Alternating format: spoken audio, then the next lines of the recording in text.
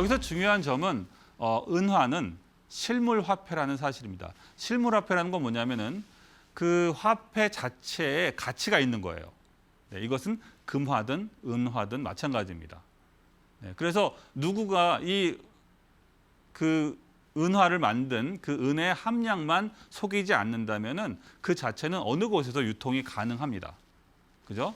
그래서 결국은 어떤 일이 벌어지게 되냐면 누가 은광을 많이 확보하느냐가 관건이 되는 시대가 되었어요. 왜냐하면 은을 캐내자마자 바로 화폐를 만들면은 돈을 만들어내는 것이니까. 그렇죠? 그래서 얼마든지 은이 많이 있으면 얼마든지 나는 돈을 많이 만들어낼 수가 있는 거, 부자가 되는 것이죠. 그런 시대예요. 따라서 이제 유럽에서 은을 캐내던 그러한 그 봉건 영주들이 이제 신세계로 눈을 돌리게 됩니다.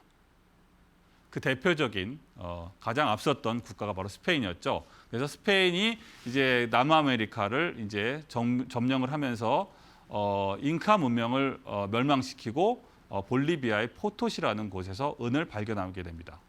네, 그래서 이 볼리비아에 있는 포토시 은광에서 엄청나게 많은 은을 캐내게 되고 그 은을 이용해서 남미에서 자체적으로 레알 화폐를 주조하게 됩니다. 여러분이 보시는 새로운 저 앞에 있는 저 화폐는 스페인에서 만든 게 아니라 남아메리카에서 직접 만들어낸 은화예요. 그런데 포토시에 워낙 그 은화가 많기 때문에 이렇게 만들어진 은화는 전 세계로 유통이 되게 됩니다.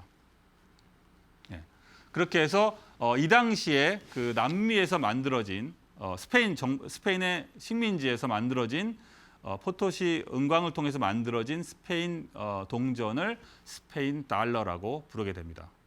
네. 결국은 이렇게 풍부한 물량, 은과 그리고 우수한 퀄리티의 은을 통해서 많은 양의 스페인 달러가 만들어졌고 이것들을 이제 해적이나 아니면 무역선들이 전 세계에 통용을 하면서 이제 은 기축통화 시대가 열리게 되었던 것이죠. 네.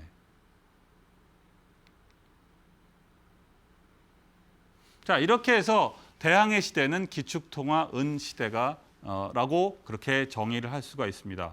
자, 그래서 여기 다시 한번 정리를 해보면은 포토시 은광에서 만들어낸 은으로부터 주조된 스페인 레알, 페소 화폐가 큰 역할을 하게 되고 기축통화 역할을 하게 되고 마찬가지로 그 스페인과 함께 바다의 그 라이벌이었죠. 해상 왕국이었던 네덜란드는 또 역시 마찬가지로 은을 확보를 통해서 자체적으로 이제 기축통화인 은을 만들어내게 됩니다. 자, 어떤 식으로 만들어냈을까요? 네, 보시면 네덜란드는 인도네시아의 거점을 확보합니다. 동아시아의 거점을 확보하게 되고 일본의 이와미 은광에서 많은 은을 확보하게 됩니다. 네, 당시에 에도 시대의 일본 에도 시대에는 세국 정책이었습니다. 하지만 네덜란드와는 마망 독점적으로 무역을 했죠.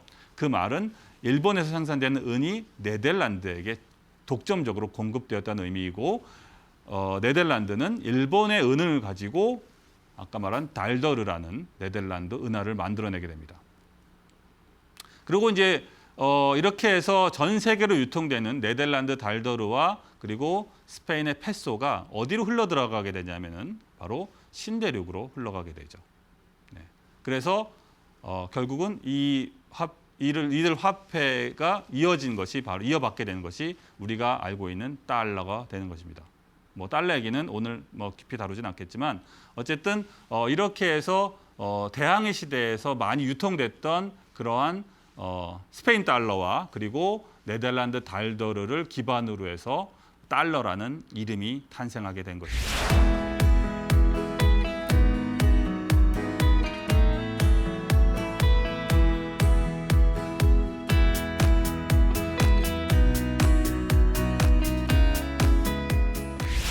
자, 그런데 이렇게 이제 그 대항해 시대에 스페인과 네덜란드가 전 세계 무역을 양분하는 그런 상황에서 이제 영국을 이끌게 되는 엘리자베스 1세가 이제 등장합니다. 엘리자베스 1세는 여러분이 뭐 유명한 얘기가 있죠. 뭐 본인은 국가와 결혼했다.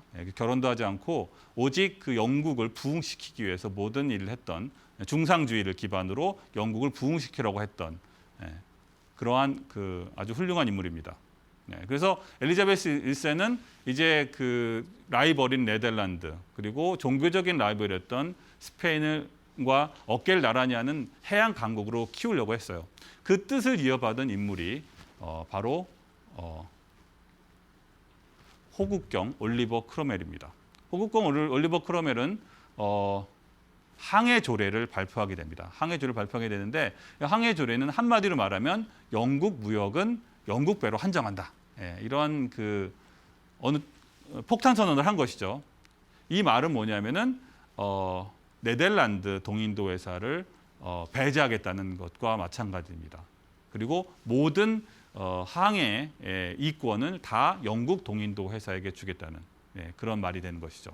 따라서 당연히 네덜란드는 반발할 수밖에 없었고 두 나라는 필연적으로 전쟁을 벌이게 됩니다.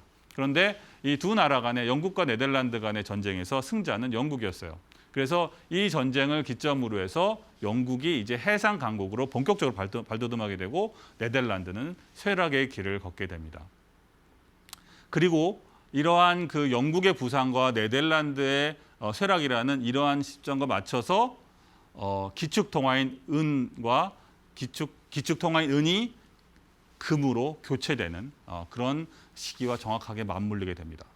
즉 네덜란드가 장악했던 시대에는 은이 기축통화였다면 이후에 영국이 장악하게 되는 그 시대는 이제 금이 기축통화가 되는 것이죠. 자, 이렇게 해서 영국이 이제 그 화폐, 새로운 기축통화를 장악하는 그 시발점은 바로 영란은행의 탄생입니다.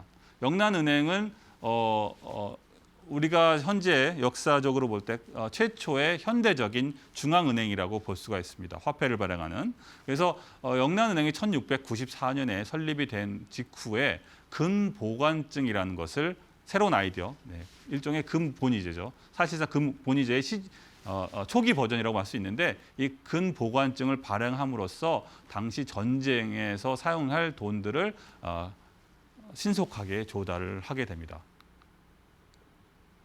자, 그래서 최초에 이제 영란은행이 생기자마자 금보관증을 발행했고 그리고 다시 세월이 지나서 1821년에 금본위제를 정식으로 채택하게 됩니다. 그렇게 해서 이제 본격적으로 기축통화 금 시대가 개막을 하게 됐고 영국을 필두로 해서 다른 나라 국가들도 다 연속적으로 금본위제를 채택하게 됩니다. 거기에는 물론 뭐 미국도 있고 다른 유럽에 있는 나라들도 다 그렇게 금 본위제를 채택하게 되는 것이죠.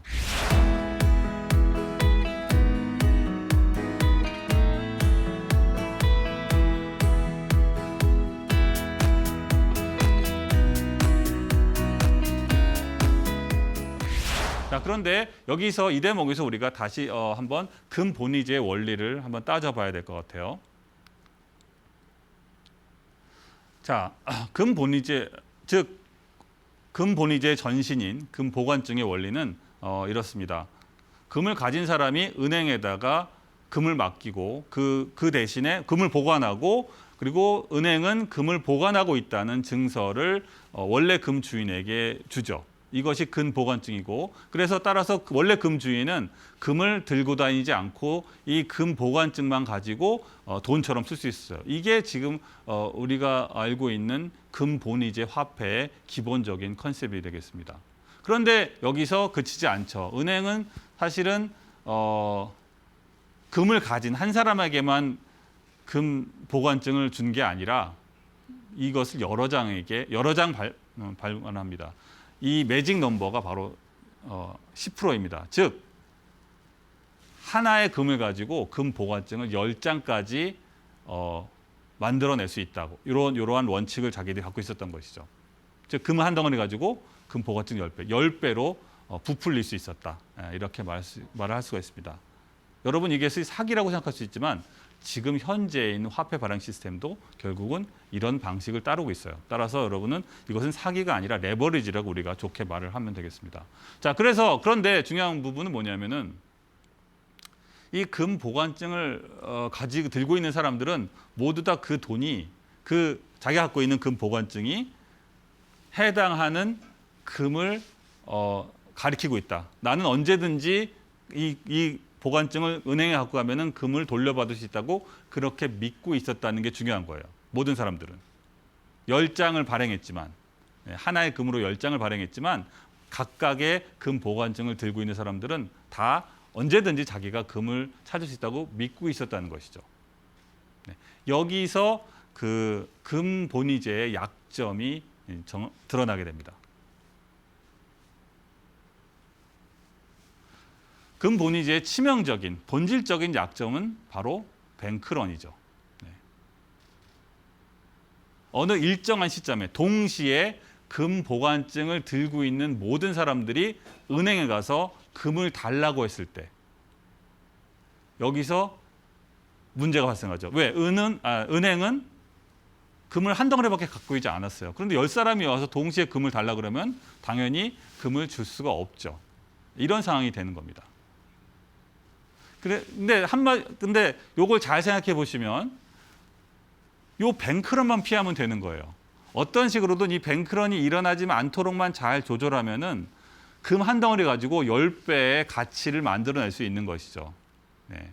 결국 인류의 역사는 이 뱅크런을 어떻게 잘 막아내는가의 역사로 이해할 수도 있어요. 네, 금 본위제 시기에서는. 자, 그렇다면은 이 뱅크런을 어떻게 막아낼 수 있을까? 네. 이미 이런 일은 벌어졌고 저는 역사를 얘기한 겁니다. 당시에 영국을 포함한 영국을 필두로 한 많은 국가들은 금 본위제로 10배 많은 돈을 프린팅했으면서도 어떻게 뱅크런을 막을 수 있었을까요?